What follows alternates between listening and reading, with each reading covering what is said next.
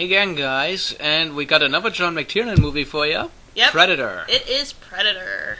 Predator is pretty good.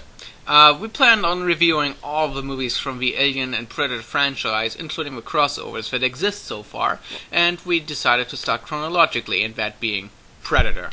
And the irony is that the DBH is an Aliens versus Predator clan anyway, so might as well do the Alien and Predator movies, otherwise we'd be insulting ourselves now, wouldn't we?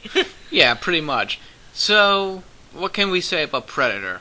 Predator to me was when I think about it, it sounds like the movie maker had one idea. It's like he thought about, what did Rambo never face? He kicked the shit out of soldiers and all that. What is there what the perfect soldier hasn't fought yet? If there's nothing left on Earth to fight, we obviously gotta get something alien in here. And yeah. What could be better than an extraterrestrial hunter? Oh, the irony, and a beautifully done design of the creature too, I may add. Oh yeah, Stan Winston, that was one of his best works by far. Did you see the behind the scenes of the first original casting of the creature? Or not the casting, but the design? I saw it, but it has been a while. I remember it being insect-like. It not only looked insect-like to me, it reminded me of a vulture. I mean, it had a really long neck and a beak-like design. It looked really, really ridiculous. I think if that would have been the final design, Predator would have been just another B-movie that would have been forgotten after a while. It probably would have busted the blockbuster. Yeah, I don't think it would have been a success.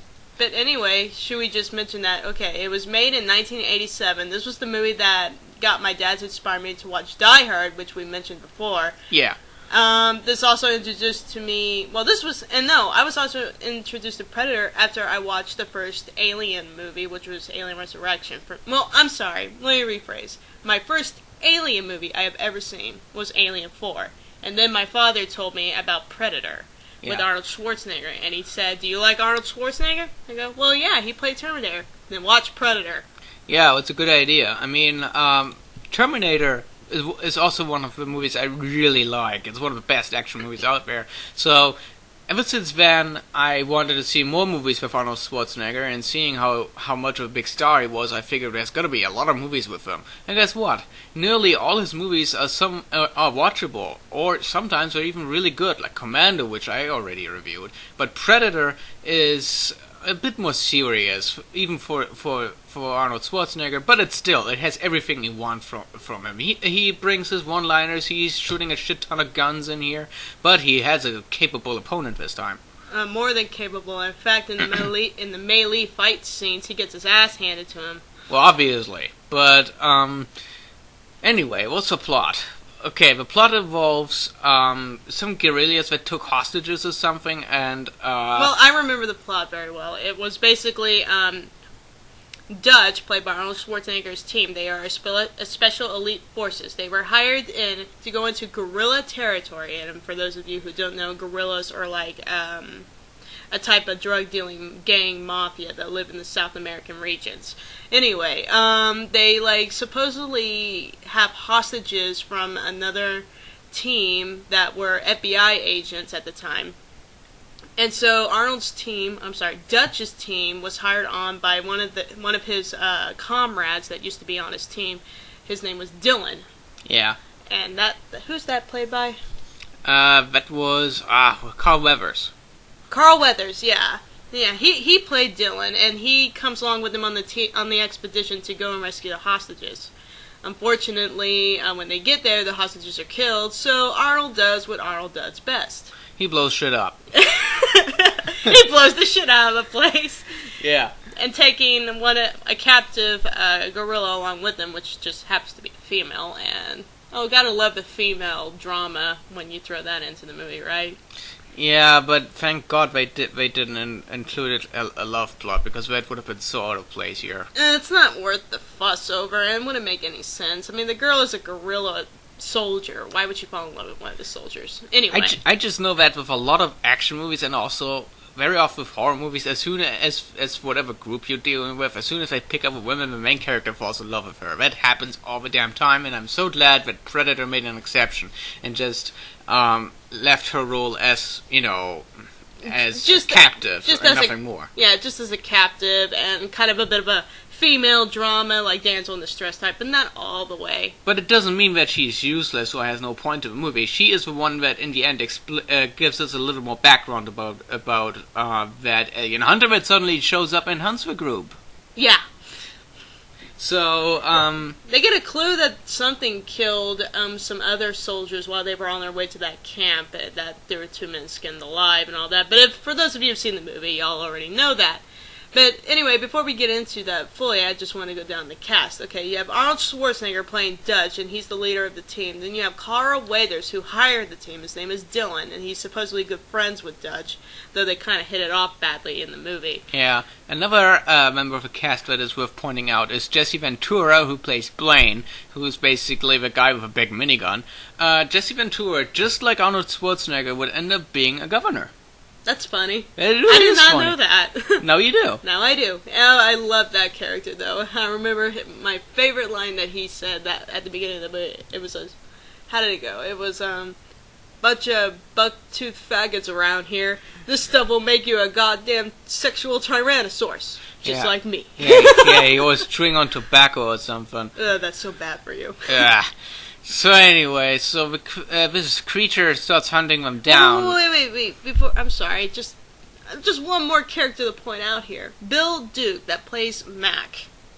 What? Now, you see him in another Arnold Schwarzenegger film, don't you? Yeah, you see him all the time. He was in Commando. He played one of the villains. I forgot his name, though. Let's just say his name wasn't important, but the lines they exchanged with each other were hilarious. Fuck you, asshole. Fuck you, asshole. That is true. Okay, I'm sorry. Now you can move on. So anyway, this creature shows up and slowly and one by one it starts hunting them. And soon they realize that whatever is after them cannot be anything from Earth. At least nothing they know. So it turns out to be an extraterrestrial hunter. And well, he comes with a whole bunch of equipment that in further installments that have predators in it would even be further expanded. In this movie, his weapons are relatively basic, but they would always be there in the future movies and games, also in games. Basic or not, it was high-tech enough to disarm and kill off one by one each of Dutch's team. Yeah, definitely. Another character I did like during the time where they realized that they were being hunted by an extraterrestrial was Billy. Yeah. He knew from the start that something was wrong. Mm-hmm. I don't know if he had a sixth sense or not, or the fact that maybe he was native to the jungle and he could just tell when something's different. He looked like an Indian guy to me or something. Yeah, I have to admit that, yeah. But you want to know a really scary fact on the behind the scenes about that character? This guy had to have a bodyguard on him at all times because he was psychotic in a lot of ways. The bodyguard was basically there to make sure he didn't harm the rest of the actors because he was so severely mentally disabled that he just wasn't trustworthy off stage. Wow. Yeah, hard to believe. That's scary. He didn't look like that violent on screen. He looked like a very quiet guy. He barely had any lines either. Well, there's always that saying. It's always the quiet ones. Oh yeah. So, I gotta say that the climax of this movie was pretty damn good, and it also has a little surprise in it, which, for any of the ones who never saw a Predator, will come probably out of nowhere. But for anyone who's seen the other movies, they're probably gonna know what's gonna happen. But or hey, the AVP movies, for that matter. Yeah, also those. So, what is your verdict for Predator? Oh, no brainer. 10 out of 10. I think I gotta admit that Predator is not one of my favorite movies, and that is solely because of one fact. It stretches. There's a lot of time where they're simply walking through the jungle. There's not a whole lot happening. It's like in the middle of the movie when the Predator is just stalking them, which is perfectly fine when you watch it for the first time because you're like, what's gonna happen? But when you see it again, you already know what's gonna happen, and so it's like, oh man, get this over with. Well, then you should sum it up as a first-person viewer of this movie. Yeah, okay. For a first-time viewer, you're probably gonna really like this. And I remember when I watched it, I would have given it a 9. But now that I've seen it, and this is not one of those movies that gets better every time you watch it. But it's still a great movie, and I personally rate it an 8 out of 10, which, hey, that's still way above average for me. I just hope the Predator members don't kill you. I have no obligation to do so, because I respect their opinions just as much, and I could even imagine that some of the other Predator installments were not so well received, like the most recent Predators, which supposedly, according to some members, was bad. I don't see why, in my opinion, as far as pacing goes, it was better than the first. Yeah. Was it better on other accounts? Now that remains to be discussed. Yeah. That's something else. Yeah, we'll talk about that later. And just on a personal note, with my thing is that I don't mind the stretch of the timing through the jungle. It's just, to me, it just adds to the suspense. But that's my opinion. You have your opinion. All you others have your opinion.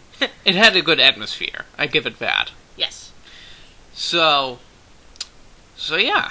That was Predator. We're bound to talk about the sequel and anything else that comes after it. When we said we're going to do this chronologically, some of you may have been ended up confused. Alien came before this. Yes, it did, but we're doing it chronologically as in the franchise. Assuming that Aliens and Predators take place in the same franchise, that would mean we do this order. We did Predator. Mm-hmm. Next we're going to do Predator 2. Yes. Then Predators. Then AVP-1, then AVP-R, and then the Alien quadrilogy. Makes sense. Of course, as soon as it's out and we've seen it, we're gonna probably one of us, or maybe both, it depends, are gonna make a little additional review of Prometheus, which is gonna be a prequel to the original Alien. I think we'll have to wait till that comes out on DVD for us to officially make a review of it, though, but we'll see. I will definitely watch it in theaters, so oh yeah, I might end up doing a first impression review right there when I get back from movie theater, if I can, that is. Ooh, yeah, that'd be cool. So yeah, that's our plan for the Alien and Predator franchise, and it looks like we had a pretty good start with a pretty damn good movie. Mm-hmm. So I see you guys next time with Predator 2. Adios.